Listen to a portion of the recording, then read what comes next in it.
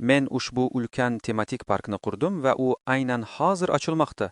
Men bu ulkan tematik parkni Vlad bilan birga o'yinlar, qichqiriqlar, sinovlar, eng dahshatli attraksionlar, qichqiriqlar va barcha g'aroyib sovrinlar bilan loyihalashga oylar sarfladim. Yillar davomida sizlar mendan qanday qilib sinovda qatnashish mumkin deb so'ragandingiz. Shunday qilib, sizlarning sinashingiz uchun sinovlarimni hayotga tatbiq etdim va keyinchalik ushbu videoda men sizga Beastlandga bepul sayohatni qanday yutish mumkinligini ko'rsataman. Qanday bo'lmasin, keling parkni sizlarga ko'rsatay. Do'stlar, bu mutlaqo aqldan ozish. Bu parkning so'nggi musiqali bir necha oy ichida qanchalik yaxshi rivojlanganini ko'rish g'alati. Men hamma narsa mukammal bo'lishiga ishonch hosil qilmoqchiman. Shunday qilib boshlash uchun jamoam meni eng qo'rqinchli attraksionga minishga ko'ndirdi. Agar bilmasangiz, men balandlikdan o'ligimcha qo'rqaman. Nima bo'lganda ham meni qo'yib yuboring. Beastlandni boshqa barcha tematik parklardan ajratib turadigan narsa shundaki, bizning o'yinlarimizga juda ko'p e'tibor berilgan. Masalan, mana bu arqonli uchish yo'li, zipline. Bizning videolarimizdan ilhomlanib o'yinlarni qayta yaratdik. Bizda hatto katapulta va olov ham bor.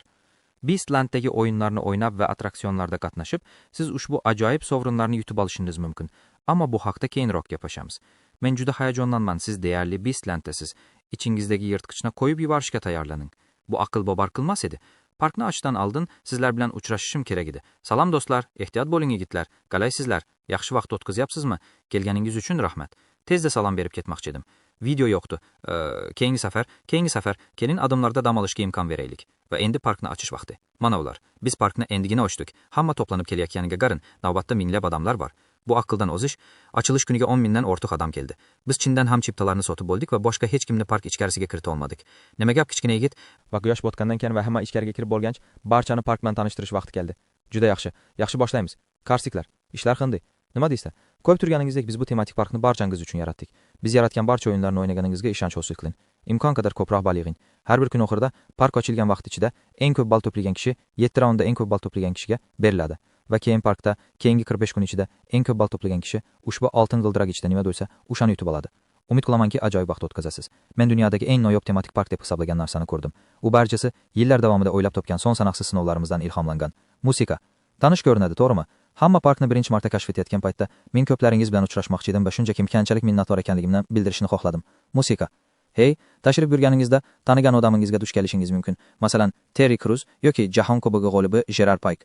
Agar u nishonga ursa, u nafaqadan qaytadi. Chiqing, boring, bir nechta o'yin o'ynang. Men xohlardim.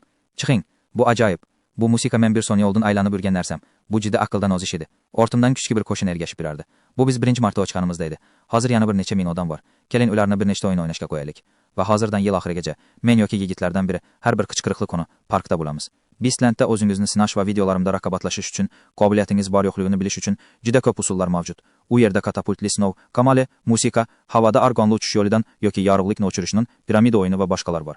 Va yutganingizda haqiqiy sovrinlar olasiz. Bu oddiy. O'yin o'ynang, ball to'plang va sovrin yuting. Bu sizlarga mendan sovg'a. Kelganingiz uchun rahmat va sizlarga o'z minnatdorchiligim sifatida men Beastlandga 10 ta bepul sayohat sovg'a qilmoqchiman. Kirish uchun faqat obuna bo'lishingiz kerak. Park atrofida nafaqat o'yinlar tarqalgan, balki sirli quti ichida ham kashf etish uchun juda ko'p narsa bor. Sizlarning xursand bo'lishingiz va g'amxo'rlik qilishingizga ishonch hosil qilish uchun bizda soatlab ishlaydigan har xil xodimlar bor. Bu yerda har kuni odamlar g'olib bo'lib ketishadi. Siz ushbu oltin chamadonni yutmoqdasiz, chunki Beastlandning ochilish kuni hamma boshqalardan ko'proq ball to'pladingiz.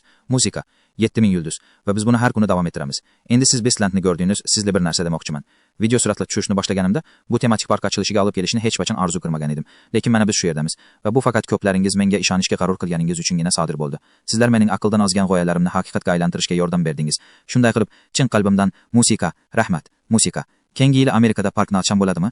Matnni Mr. Beast o'zbek tilida videolari bizning kanalimizga yuklangan. Obuna bo'ling, like bosing.